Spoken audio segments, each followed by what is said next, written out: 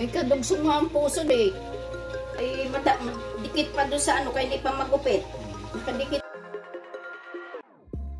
Whenever your heart is broken, don't ever forget you're golden. I will find the light in your soul, I'll be there. Never leaving you in the darkness, even when you're out of focus. I will be the light in your life.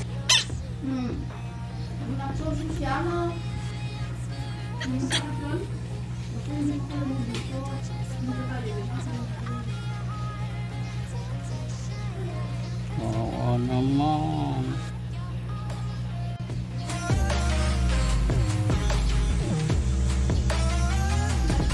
Magapang na, hindi na didit.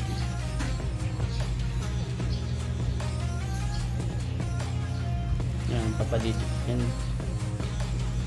Ang dumidi kasi hindi na didit. What's up mga kapapi? Kumusta kayo lahat? So ngayong gabi po ay may hawak ako nito. Ito po ay milk collector ang tawag ko rito. Ito po ay ginagamit ng aking wife pag nagpapasuso kay Sayon. Pag sumususo Sayon sa kabila, tumutulo yung kabilang breast ng aking asawa. So papalaki yung gatas at nilalagay ko rito yung gatas. So kung mapapasin nyo sa aking likuran, andyan po si Chanel. Andyan din yung dalawang papi niya. Pirang papi niya na inanak, apat yung papi ni Chanel na inilabas, yung dalawa ay namatay. At mayroon akong ibang vlog doon kung bakit siya namatay.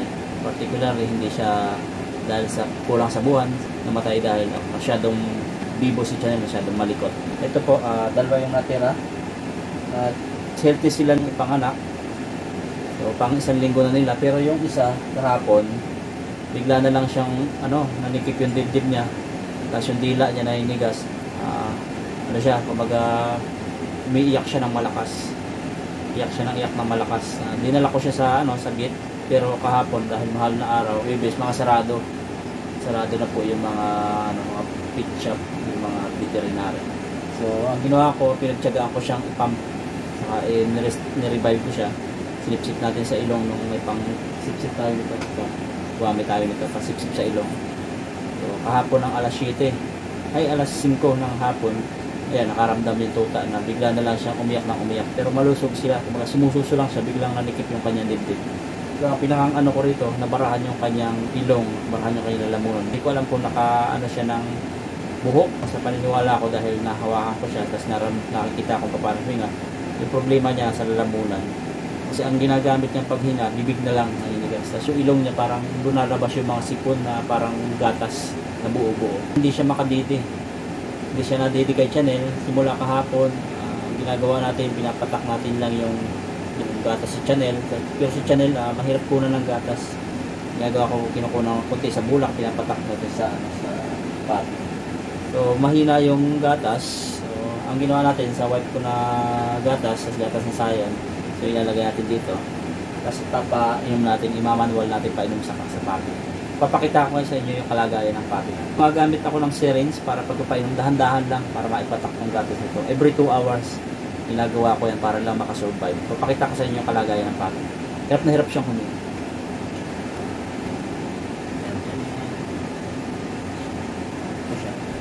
Ayan siya, oh.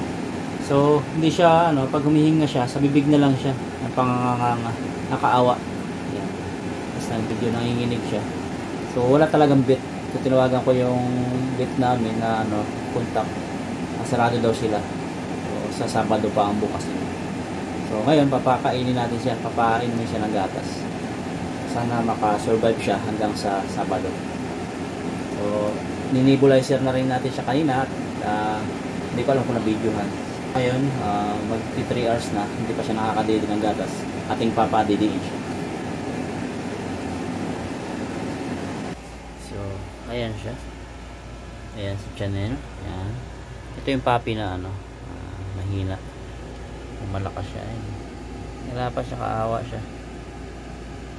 Pag nahinga siya, ayan. Pero ito malusog tong isa. Nihiwalay natin. So dito natin nilagay si Chanel sa sa pansamantala sa may aircon para medyo malamig. Ayun, papainumin natin siya. Kasi every 3 hours si Chanel. Aawa sila sa baba kasi sobrang init ngayon. Saka hindi natin pwedeng pabayaan sa baba. Pagkat mas mahirap ba puntahan sila pag yan ang hirap makahinga. Pakainin natin yan.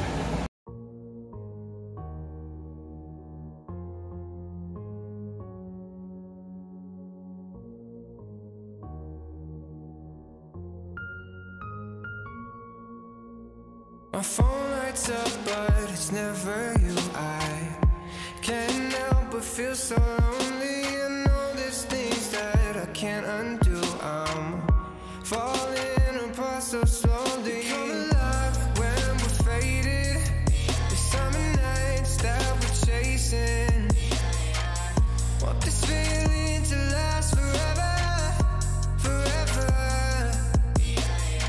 I know it's hard for you to stand, but I can make it another day without you, without. Yan.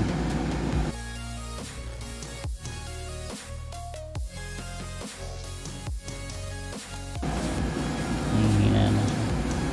Kunti lang bebe. Yan, patak lang. Parang mabasa lang yung dila niya. Yan.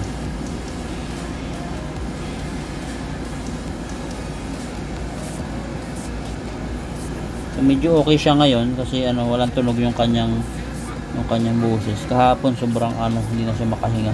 Naninigas na siya.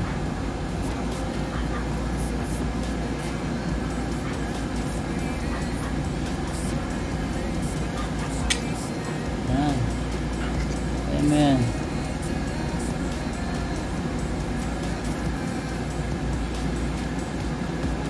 Yan, para may gusto siyang isuka. Yan, suka mo, dali.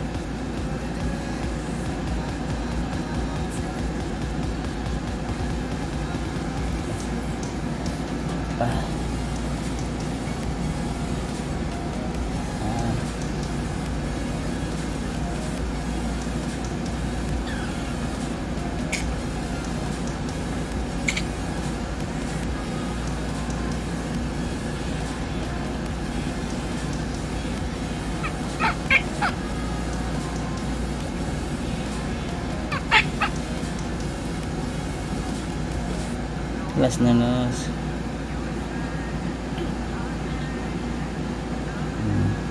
Parang lang. So, parang mabasa-basa lang yung kanyang dila para hindi masyadong mahirinan siya o mabulunan. Mas mahirap pag na-dehydrate siya.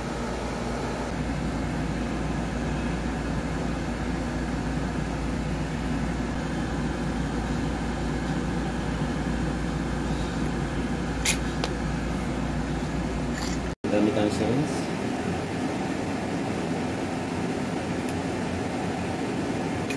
Oops.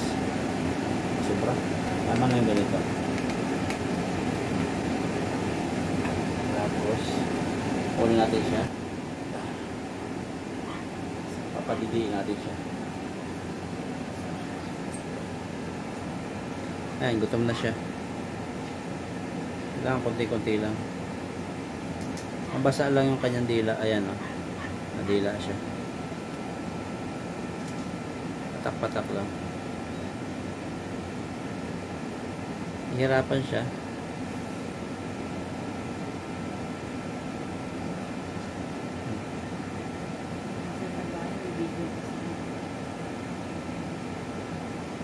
So, dahan-dahan lang para lang siya. Hindi siya ma-dehydrate.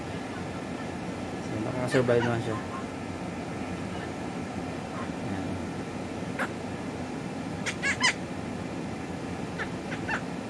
Yan.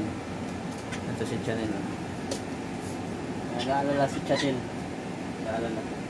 So, tumutunog siya. Nahirapan siya huminga pag yung nakapatakan siya.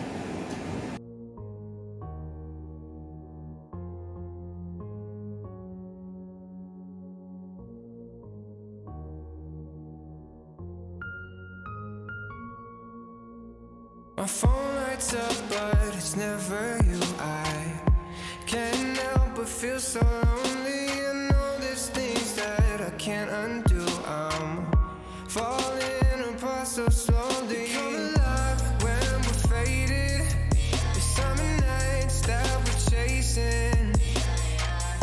Want this feeling to last forever, forever. I know it's hard for you to stay, but I can make it another day without you.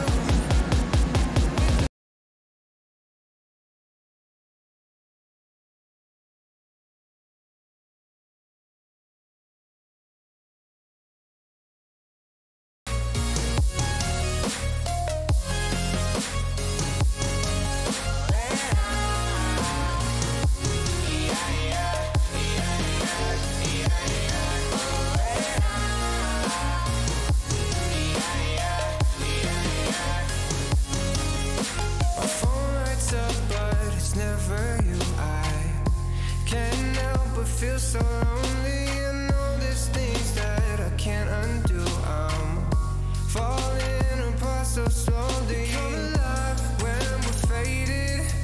The summer nights that we're chasing. Want this feeling to last forever, forever. I know it's hard for you to. Napainom na po natin siya at nasip-sip na yung ilong. Waiting natin magbukas yung mga init para madala natin siya. Siya nga pala, ito yung kauna-unahang puppy na lumabas, pang-apat. So, nakasurvive siya kahit nahirapan sa channel. At ito yung kahulihan. Yung sumunod dito, namatay yung dalawa. So, wait na lang natin at pray na mabuhay siya.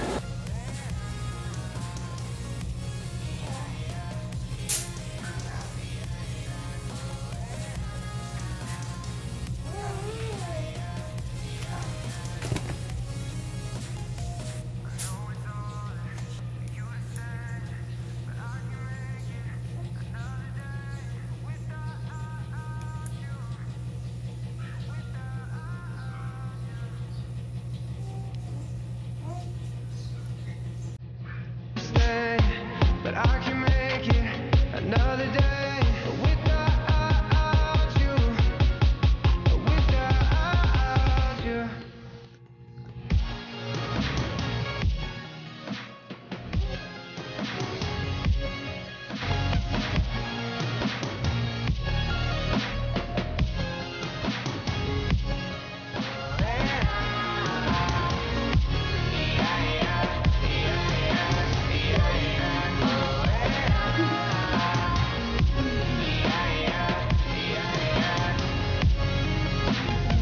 I know it's hard for you to stay, but I can make it another day.